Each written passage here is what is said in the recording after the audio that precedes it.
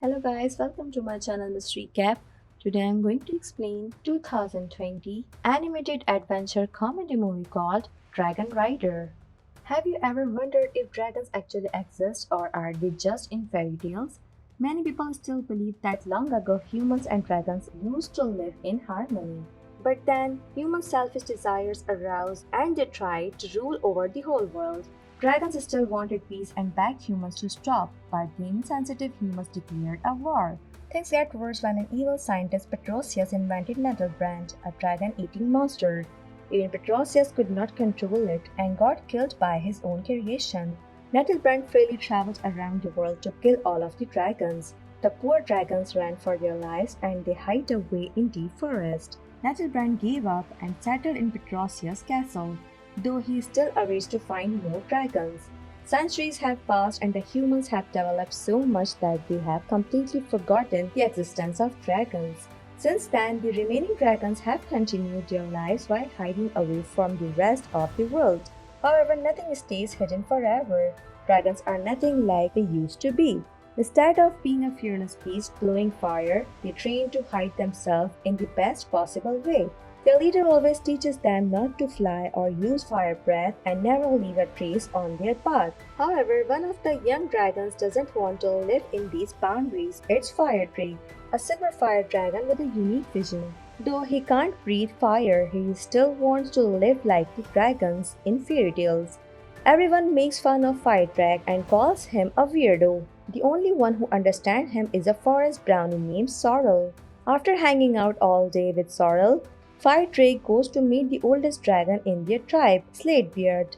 He's the one who tells Firedrake all the fairy tales and also mentions a heavenly place for dragons. It's called the Rim of Heaven, which lies somewhere in the mountain range. There is where the dragon belongs and can live freely and fearlessly.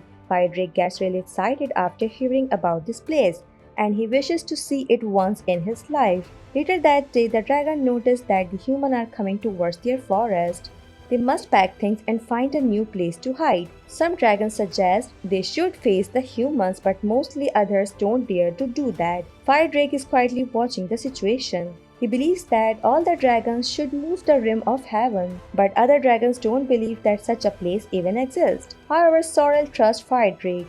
Together they plan to flee out of the forest and find the rim of heaven. Then they will guide other dragons to that place. In the middle of the night, Sorrel and Firedrake sneak out of their homes and meet at a cliff. Firedrake has not even flown before, but he is not afraid and lets Sorrel ride him. After a few minutes, the ride gets stable and the two plan their next step. They don't know the exact way to the rim of heaven. Sorrel has heard that humans have a magical thing called the internet, which can be used to search any information. To get internet access, Sorrel and Firedrake land in the human population.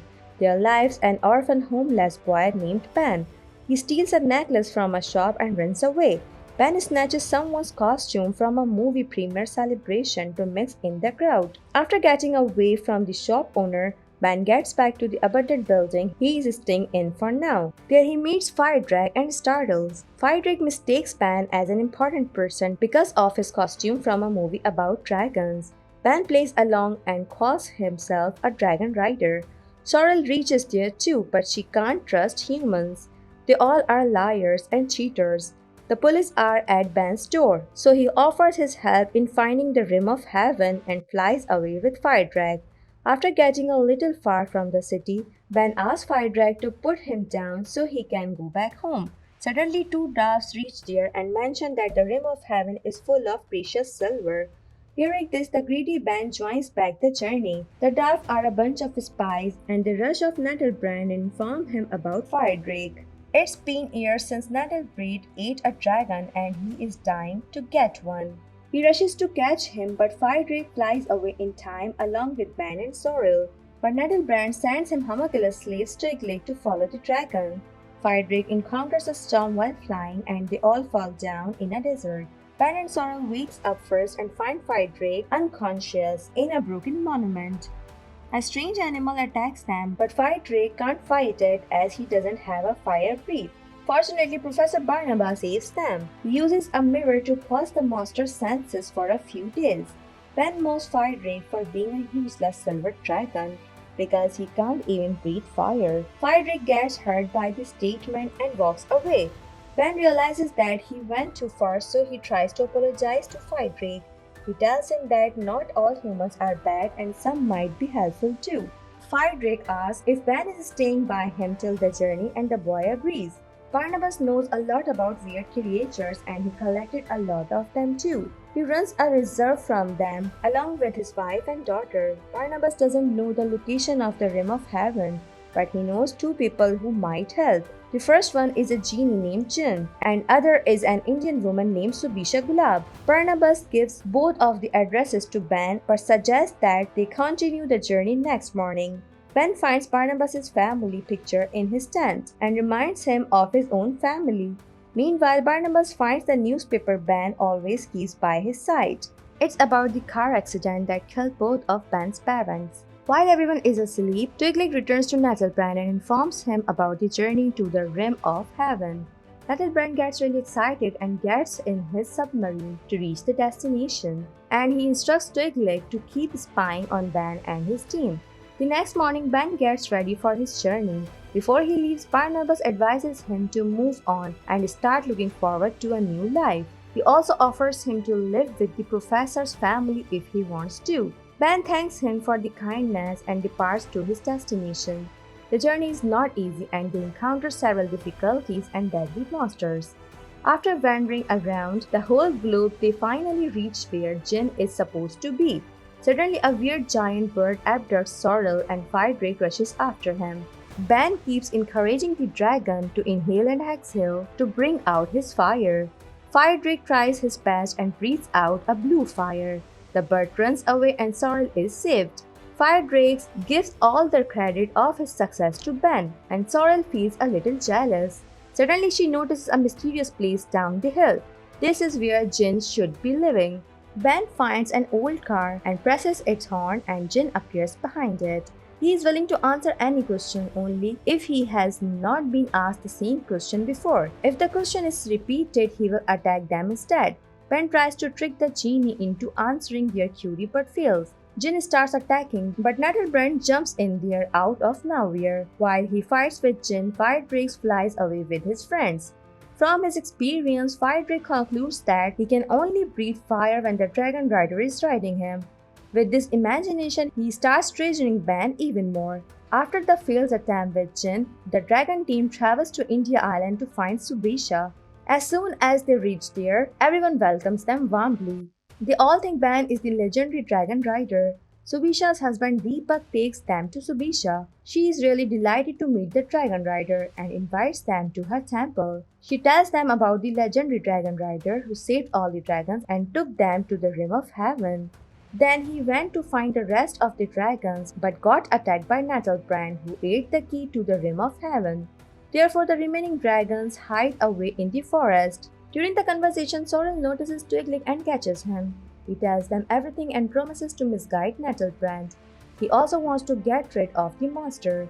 Twiglet gets a call from Nettlebrand and he tells him the wrong path. Everything was going as planned, but Deepak jumps in at the wrong moment and reveals that they are in India. Nettlebrand gets furious and heads after them. Subisha says that there is no exact path to the Rim of Heaven and only the dragon rider can find it. She chants some words around Ben and Ben speaks and hints towards a pointed mountain.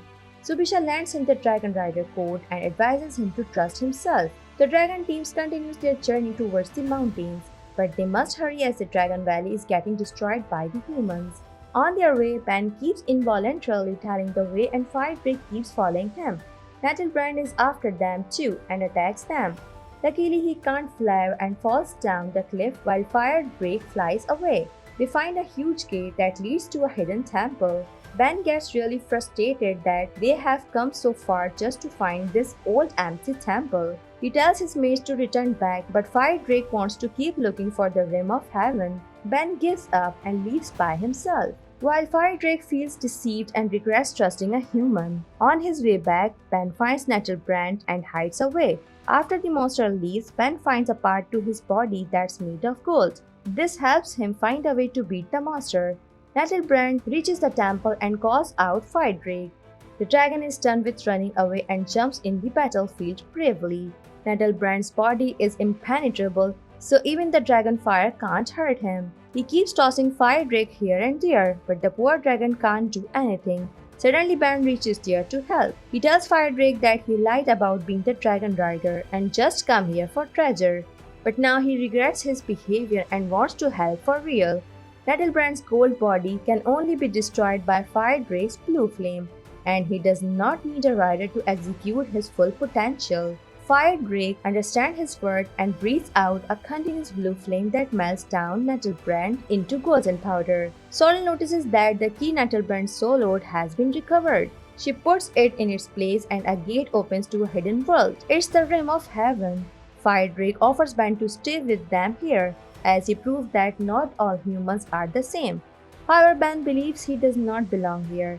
He has decided to give up on crimes and lead a new life with Professor Barnabas. Firedrake rushes back to his valley where the dragons are preparing for a war against the humans. Luckily, Firedrake reaches there in time and tells them about the Rim of Heaven. They all feel really proud of them and follow him to their actual home.